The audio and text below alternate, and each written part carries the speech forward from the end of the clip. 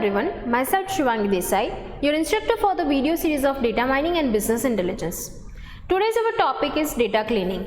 So let's get started. Real world data tends to be incomplete, noisy and inconsistent. Data cleaning routines attempts to fill in missing values, smooth out noise, while identifying outliers as well as correct inconsistencies in the data. If users believe the data are dirty, they are unlikely to trust the results of any data mining that has been applied. Furthermore, dirty data can cause confusion for the mining procedure, resulting in unreliable output. So in today's topic of data cleaning, we will discuss handling missing values, data smoothing and data cleaning as a process. So let's discuss how missing values are handled during data cleaning. There are multiple methods to filling the missing values in data set. Let's discuss each of them. First one is ignore the tuple. This is usually done when the class label is missing. This method is not very effective unless the tuple contains several attributes with missing values. It is especially poor when the percentage of missing values per attribute varies considerably. By ignoring the tuple, we do not make use of the remaining attributes values in the tuple, and such data could have been useful to the task at hand. Next is fill in the missing value manually. In general, this approach is time consuming and may not be feasible given a large data set with many missing values. Next is use a global constant to fill in the missing value. Well, replace all missing attribute values by the same constant such as label like unknown or symbol like infinity. If missing values are replaced by, say for example, a label called unknown, then the mining program may mistakenly think that they form an interesting concept since they all have a value in common, that is label unknown. Hence, although this method is simple, it is not foolproof. Next method is use a measure of central tendency for the attribute to fill in the missing value, which means we can use the mean value or the median value of the attribute to fill in the missing values of that attribute. Next is use the attribute mean or median for all samples belonging to the same class as the given tuple. So let's understand this using an example. For example, if classifying customers according to credit risk, we may replace the missing value with the mean income value for customer in the same credit risk category as that of the given tuple. If the data distribution for a given class is skewed, the median value is better choice. Last method is use the most probable value to fill in the missing value. This may be determined with regression, inference-based tools using a Bayesian formalization or decision tree induction. For example, using the other customer attribute in your dataset, you may construct a decision tree to predict the missing values for income. Decision trees and Bayesian inference will be described in detail in chapter 5. Now let's discuss data smoothing. Data smoothing is required to smooth out the noise in the data. Now what is noise? Noise is a random error or variance in a measured variable. In order to perform data smoothing, we have three different techniques which are binning, regression and outlier analysis. So let's discuss each of them and start with binning. Data binning or bucketing is a data pre-processing technique which is used to reduce the effect of minor observation errors. In this method, the original data values which fall in a given small interval called as bin are replaced by a value which represents the interval, often called the central value.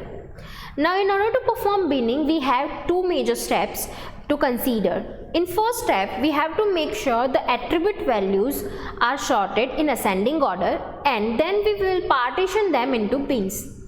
In second step, we perform smoothing, for which we have different options like smooth by bin means, smooth by bin median or smooth by bin boundaries. So let's discuss smoothing by bin means. So as you can see, we have a given set of data. You can notice this data is already sorted in ascending order. So we do not need to sort this data in ascending order. So we've jumped to the step 1 in which we will partition this data into the given length. Here the given depth of the beans are 4. And that is why we will divide this given set of data into the beans of size 4. Now the next step is to calculate the mean value of each individual beans. Mean is nothing but the average of given set of data. So as you can see, the mean value of bean 1 is 9, and that is why to perform smoothing by bean means we have replaced the values of bean 1 to the mean value of bean 1, which is 9. So all the data of bean 1 is replaced with value 9. Now moving forward to the bean 2, the mean value of bean 2 is 23, and that is why we have replaced all the given value of bean 2 with value 23 to perform smoothing by bean means. And in bean 3, the mean value of given set of data is 29, and that is why we have replaced all the value of bean 3 with 29. Now next is smoothing by bean median. Median is nothing but the middle value of given set of data. In given example, we have already sorted data, so we do not need to perform sorting in order to sort our data in ascending order. So we directly jump to the step 1 in which we will partition the given set of data into the given length. Here the length of beans are 3. So we have divided the given set of data into the bean with the size 3. Now as you can notice, in bean 1 the median value is 9, as 9 is the middle value of bean 1. So we have replaced bean 1's value with value 9 to perform smoothing by bean median. Now moving forward to the bean 2, the median value of bean 2 is 23. That's why we have replaced all the unique value of bean 2 with the median value of bean 2, which is 23. And in bean 3, the median value is 29, and that is why we have replaced all the unique value of bean 3 with 29. So that is how we have performed smoothing by bean median. Now let's discuss smoothing by bean boundaries. Again, in the given set of data, as you can notice, all the data are already in ascending order, and that is why we do not need to perform any kind of sorting. So we directly jump towards the partitioning of the data into the beans. Here the given depth of the bean is 4, and that is why we have divided all the data into the bean size of 4, which means all the bean contains exactly 4 values. Now this method is a bit tricky. You need to understand what is bean boundaries. The first and last value of each bean is called bean boundaries. Say for example, in bean 1, the first value is 4. So 4 is the lowest bean boundary, whereas the last value of bean 1 is 15. So 15 is the highest bean boundary. Same goes for bean 2 and bean 3. In bean 2, lowest boundary is 21 and highest boundary is 25. And in bean 3, 26 is the lowest boundary and 34 is the highest boundary. Now we need to perform beaning for the remaining data. Consider bean 1. Apart from the boundary values, we have two different values, that is value 8 and value 9, for which we have to perform beaning. Now take the value 8. For that, we need to calculate the closest boundary to value 8. For that, we will take the difference of value 8 with the lowest boundary as well as with the highest boundary. In other words, we need to find out the difference of 8 and 4, as well as we need to find out the difference between 15 and 8. Now compare both the difference and identify which one is the minimum. The minimum difference is the closest boundary to the value 8. So in our example, the difference of 8 and 4 is minimum compared to the difference of 15 and 8, and that is why we will replace value 8 with boundary value 4. Now repeat same step for all other items. So in bean 1, value 9 is closest to boundary 4 compared to the boundary 15, and that is why we have replaced value 9 with the boundary value 4. Again consider bin 2. In bin 2, second value is 21, which is obviously closer to the lower boundary, that is 21, so we do not need to perform anything. Now consider 24 value. 24 is closer to 25 compared to 21, and that is why we have replaced value 24 with the highest boundary of bin 2, which is 25. Now we have to repeat this step for bin 3 as well, and as a result we found that remaining items apart from the boundary values, that is 28 and 29, both are closer to the lower boundary, that is 26, compared to the higher boundary, that is 34. So we have replaced value 28 and 29 with the lower boundary, that is 26. So this is how we perform smoothing by bin boundaries. Now let's discuss next method, that is regression.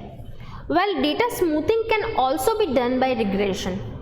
Regression is a technique that conforms data values to a function. Now there are two different types of regression, that is linear regression and multiple linear regression.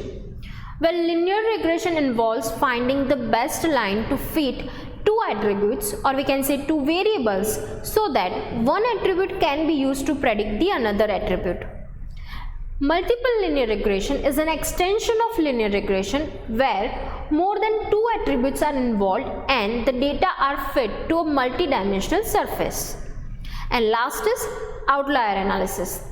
Outliers may be detected by clustering, say for example, where similar values are organized into groups or clusters. Now, the values that falls outside of the set of clusters may be considered as outliers. Now let's discuss cleaning as a process. Missing values, noise and inconsistencies contribute to inaccurate data. So far, we have looked at techniques for handling missing data and for smoothing data. But data cleaning is a big job. What about data cleaning as a process? How exactly does one proceed in tackling this task? Are there any tools out there to help? So these are the questions we need to identify. Now the first step in data cleaning as a process is discrepancy detection. Discrepancies can be caused by several factors, which includes poorly designed data entry forms that have many optional fields, human errors in data entry, or deliberate errors and data decay. Discrepancies may also arise from inconsistent data representation and inconsistent use of codes. Other sources of discrepancies include errors in instrumentation devices that record data and system errors. Errors can also occur when the data are used for purpose other than originally intended. There may also be inconsistencies due to the data integration. So how can we proceed with discrepancy detection? As a starting point, use any knowledge you may already have regarding properties of the data. Such knowledge or data about data, which is referred to as metadata. Now let's take an example. What are the data type and domain of each attribute? What are the acceptable values for each attribute? The basic statistical data descriptions are useful here to grasp data trends and identify anomalies. For example, find the mean, median and mode values. Are the data symmetric or skewed? What is the range of values? Do all values fall within the expected range? What is the standard deviation of each attribute? Values that are more than 2 standard deviation away from the mean for a given attribute may be flagged as potential outlier. Now let's discuss field overloading.